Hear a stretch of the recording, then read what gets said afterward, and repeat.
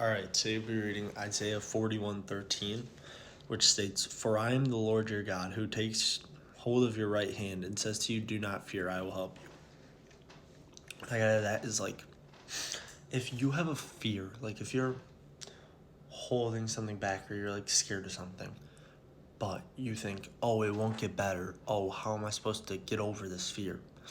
God will guide you through it. Like, He won't just magically make you like, let's say you're scared of heights. He won't just like go poof, you're not scared anymore.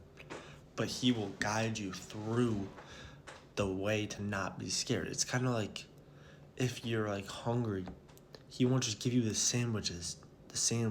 He'll give you the ingredients to make the sandwich. It's kind of like the same analogy there. He won't just automatically make you over the fear. He will help you get over it. Thank you.